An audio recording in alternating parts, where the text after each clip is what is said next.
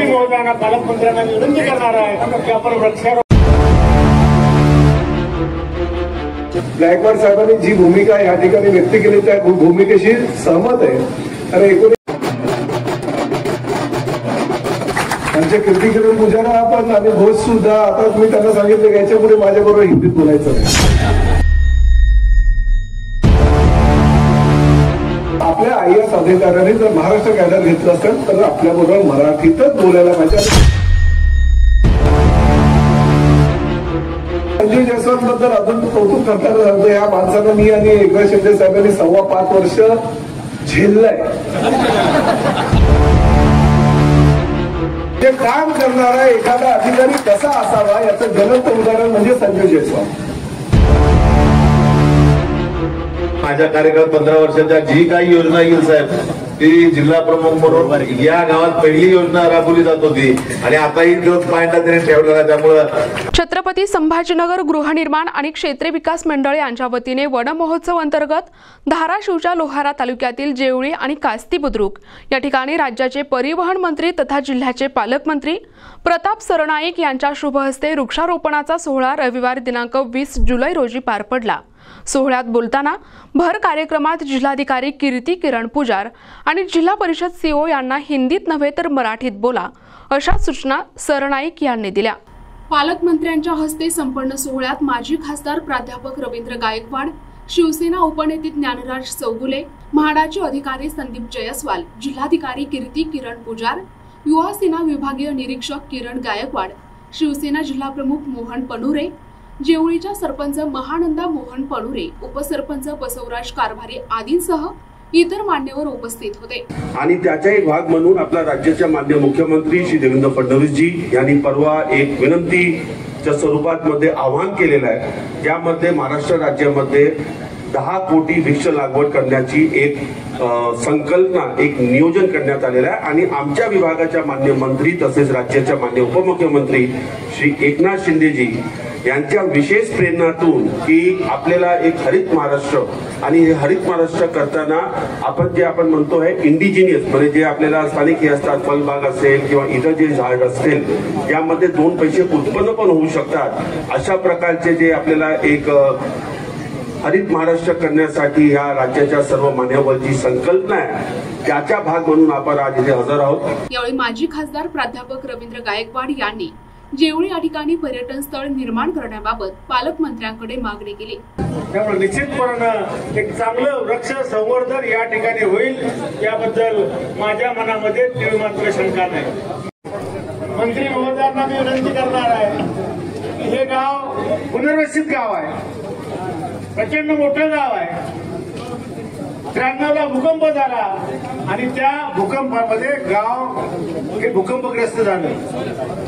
हे गाव भूकंपामध्ये येत नव्हतं, त्या काळात युतीचं सरकार होतं आणि त्या काळामध्ये हे गाव भूकंप पुनर्वसनामध्ये घ्यायला आणायला होतं.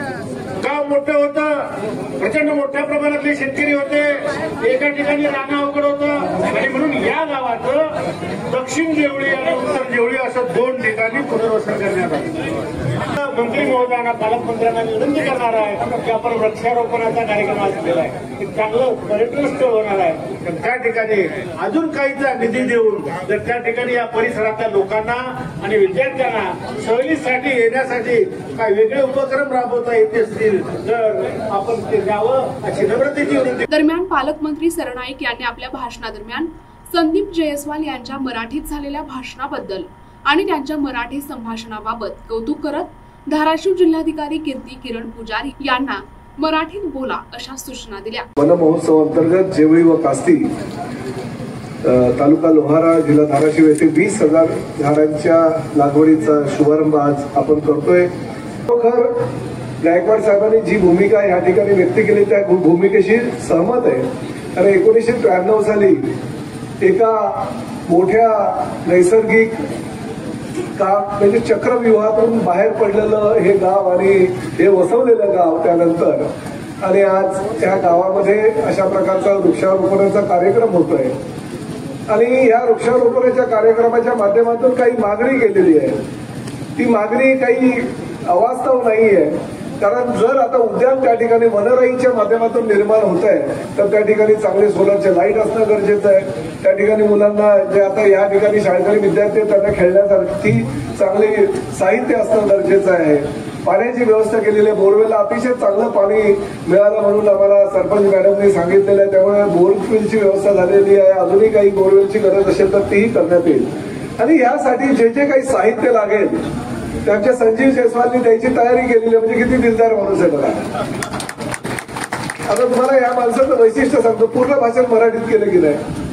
हे आहे मूळ कलकत्त्याचे आणि कलकत्त्यावरनं येऊन एक IAS अधिकारी महाराष्ट्राला एवढं आत्मसात करतो. मराठी भाषेबद्दल एवढी कौतुक आहे. म्हणजे तुम्ही कदाचित आपलं जेव्हा राज्यगीत चालू होतं तेव्हा राज्यगीत ते त्या ठिकाणी वादक आणि गायक बोलत असताना स्वतः सुद्धा मंचावर बोलत होते. हे आपल्या दृष्टीनं महत्वाचं. आमचे कीर्तिकिरण पुजारा आपण आणि घोष सुद्धा आता मी त्यांना सांगितलं की याच्या पुढे माझ्याबरोबर हिंदीत बोलायचं नाही.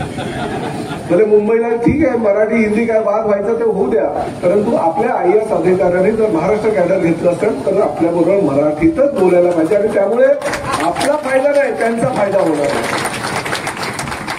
आणि हे संजीव जयस्वाल बद्दल अजून कौतुक करताना सांगतो. या माणसानं मी आणि एकनाथ शिंदे साहेबांनी 5.25 वर्ष झेललंय. ठाण्यामध्ये आयुक्त म्हणून काम करत असताना आम्ही कधी कधी लोकप्रतिनिधी म्हणून आमच्या इशारावर आम्ही आमच्या अधिकाऱ्यांना चालवत असतो. ही व्यक्ती अशी आहे की आम्हाला त्यांच्या इशारावर चालवतो.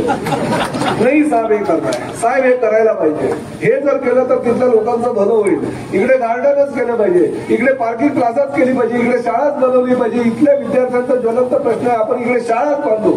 ठीक आहे विरोधकांना विरोधात करू द्या पण आपण शाळा बांधू. साहेब इकडे स्मशानभूमी व्हायला पाहिजे. हे रस्ते सुंदर आणि स्वच्छ व्हायला पाहिजे. एखादा कमिशनर तुम्ही ऐकलंय का 3 वर्षाच्या जास्त वेळ कधी कुठे राहिलाय का?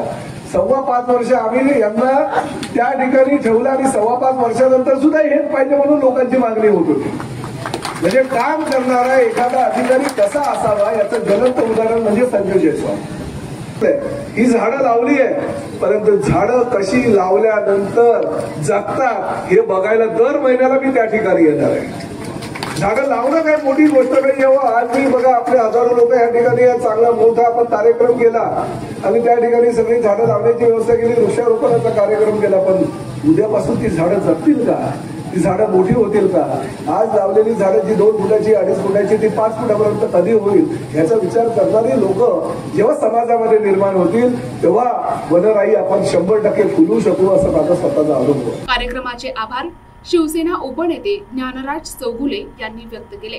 आपण सर्वजण आपलंही मी या ठिकाणी मनपूर्वक आभार व्यक्त करतो. शाळेचे विद्यार्थी विद्यार्थिनी शिक्षक या कार्यक्रमात ज्यांनी सहभाग नोंदवला त्या सगळ्यांचे मनपूर्वक ऋण व्यक्त करतो. आणि नंतरच्या कालखंडात जयस्वालतांना तुम्ही सांगितल्याप्रमाणे